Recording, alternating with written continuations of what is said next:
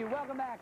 In today's show, we've heard some horrible stories by those who have been wronged with drastic consequences by their HMOs and insurance companies. Now, we thought we would do this show because it's important for you and I to know that we could be the next victims if we don't take an active role in our own health care. Now, before the break, we were talking with Kathy and Scott Olsen, whose son Stephen, who is also with us, was unfortunately left blind, brain damaged, and physically disabled because, in their opinion, he was denied proper care. So I'll ask you, your son falls on a stick, an accident that could happen to any child, and then suffers horrible, irreparable brain damage from it. And this is not something, he's going to live with this, and you're going to live with this your whole life.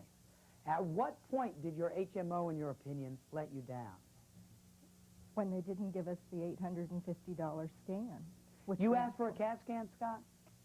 My wife did 3 times at the hospital. You just knew he needed to have a CAT scan. Right. And they said what? They said he didn't need it. He just has meningitis. However, we learned later that the medical records that the doctor wrote that he might have a brain abscess. So after the fact, when the brain abscess could not be denied, the records showed that from the first diagnosis, a possible diagnosis was there was a brain abscess. Right. So that would warrant a CAT scan.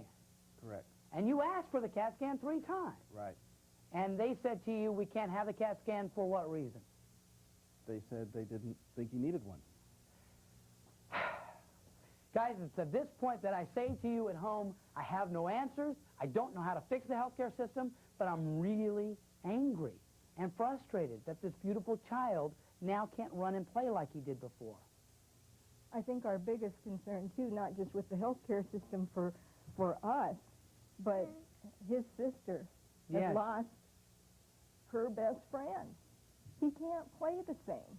Yeah. She can't play with him without her, without him pulling her hair.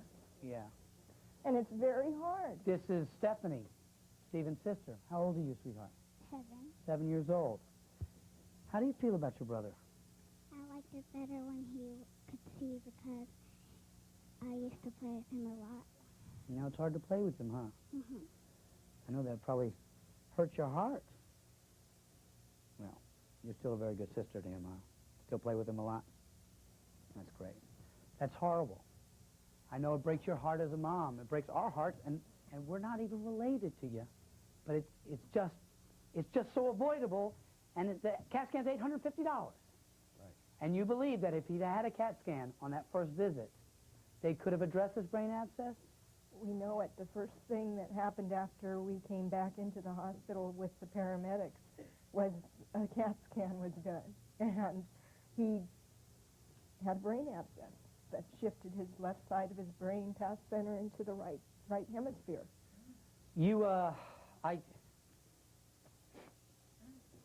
I'm just so sorry for you. But you telling your story will help other parents in this situation. You are involved in a lawsuit with this. What happened with that? The lawsuit is finished. It's up for appeal. Except one. You were awarded $7 million in this lawsuit, correct? Stephen was awarded by a jury in California $7 million. But hold on. Yes, well worth it. The money wouldn't change anything, but the drag is this. Please tell us, Scott. Stephen was awarded $7 million for his pain and suffering, but a California malpractice, so-called reform law, limited his, what Stephen will get to $250,000. And it's important to note that even if he got $7 million, it wouldn't change what happened, but you deserve the money. You won the money, and I don't know why you don't get the money. It sounds to me like the legal system is on the HMO side and not on the victim side. Well, it's also important to note that it's being pushed in Congress right now to have the California system nationwide to limit your pain and suffering amount to $250,000. We need to know that. Folks, stick with us as we discuss this more, and we have a representative from the HMOs to tell us that side of it. But I want to introduce my next guest. Now, for a moment, folks, I'll ask you to think about this. Imagine losing your mother or your sister and knowing that they could be alive today, if only, like the stories we've just heard, they were given the treatment that their doctor recommended, okay? Their doctor recommended the treatment, they just didn't get it. Well, that's what happened to my next guest, Nancy's sister. Her name was Terry Lindenbaum. She didn't get that right treatment.